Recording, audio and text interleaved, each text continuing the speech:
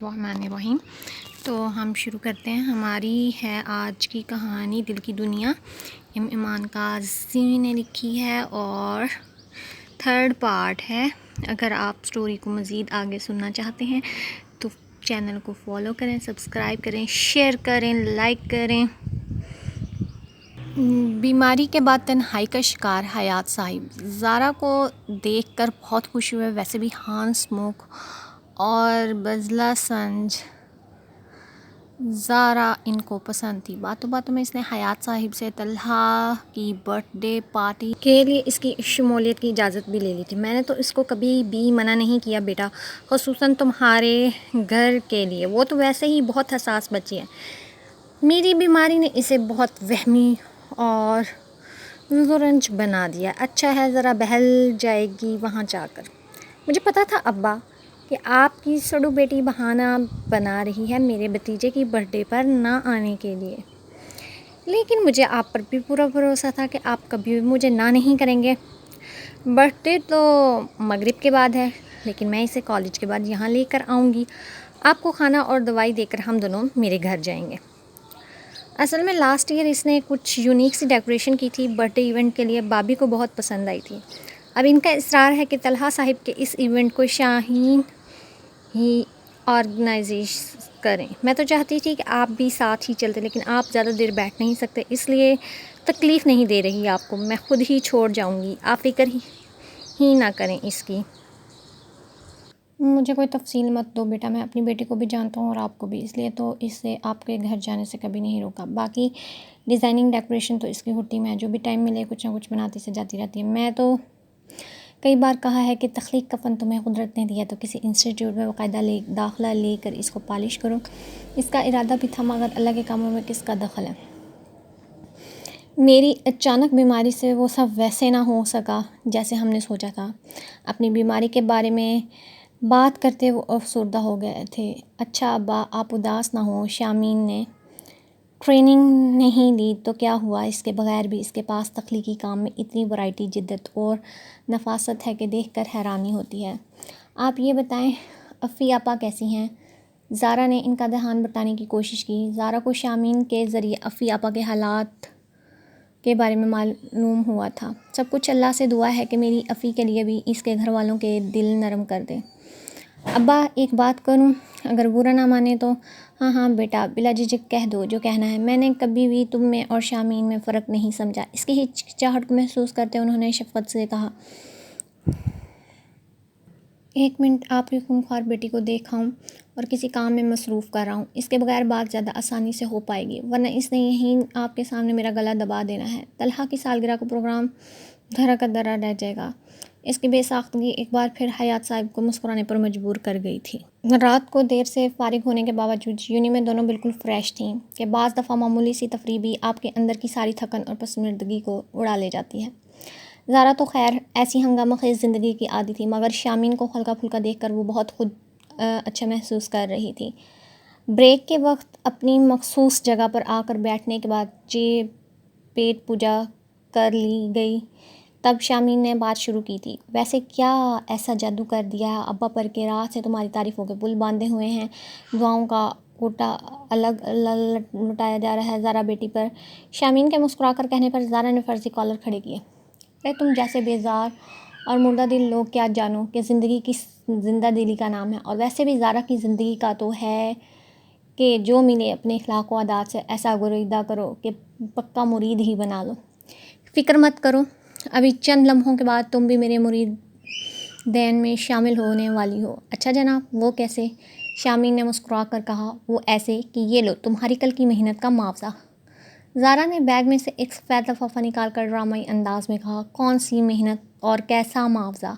لفافہ ابھی تک زارا کے ہاتھ میں ہی تھا، جبکہ شامین اب سنجیدہ سے زارا کو دیکھ رہی تھی۔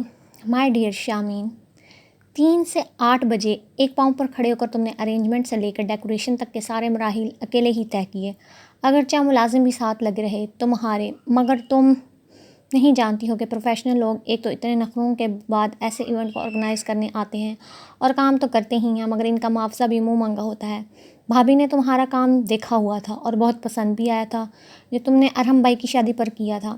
مجھے صرف ایک جھوٹ بولنا بڑا معصومانہ سا کہ شامین اب پروفیشنلی اس فیلڈ میں آ چکی ہے اور ہمارے گھر تو کیا پورے خاندان کا ہر ایونٹ شامین ہی آرگنائز کرے گی اور اسے اس کا باقاعدہ معاوضہ دیا جائے گا۔ بابی کو کیا چاہیے تھا اتنا اعلیٰ کام، وہ بھی مناسب معاوضے کے ساتھ جھٹ پیسے نکال کر رکھ دیے۔ زارا نے فخر سے کہا۔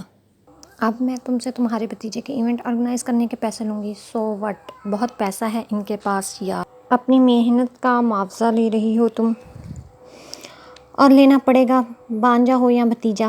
ہاں، میرے بچوں کے ایسے تمام ایونٹ پر مانگو بھی تو نہیں ملے گا معاوضہ، کیونکہ تب تک تم بہت مشہور ہو چکی ہوگی، مگر میرے گھر کے لیے نخرہ کرو گی تو میں چانٹے رسید کروں گی۔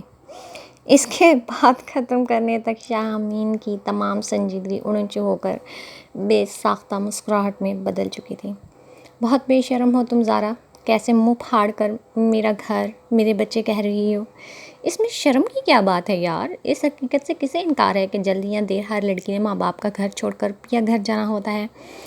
میرے فیانسی کا تو بس نہیں چل رہا کہ اسی طرح یہ 2 سال کا عرصہ پلک جھپکنے میں گزار کر پاکستان واپس آئے اور مجھے اڑا لے جائے۔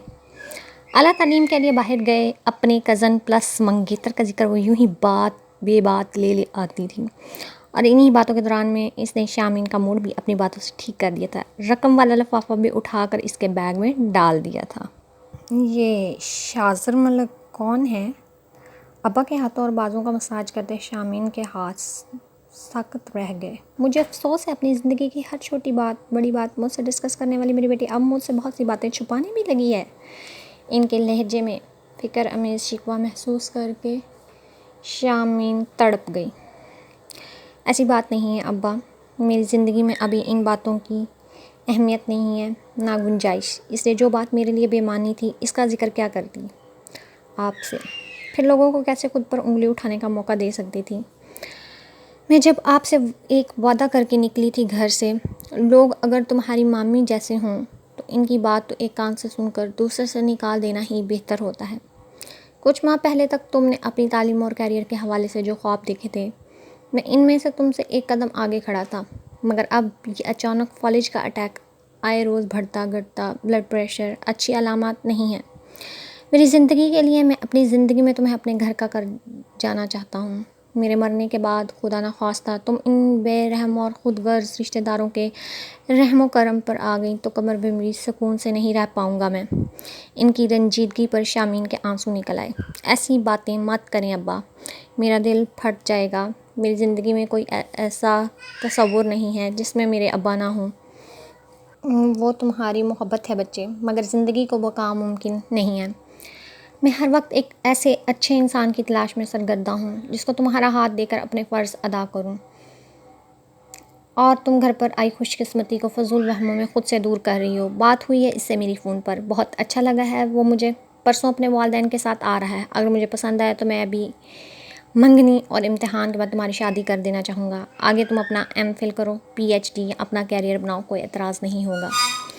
میں آپ کو اس حالت میں چھوڑ کر کہیں نہیں جاؤں گی ابا، میں آپ کی ہر بات ماننے کو تیار ہوں، مگر میری ایک شرط ہے، وہ شاذر ملک ہو یا کوئی ایکس وائی زیڈ، یا تو میں آپ کو ساتھ لے کر جاؤں گی یا اسے بھی یہیں ہمارے ساتھ رہنا ہوگا۔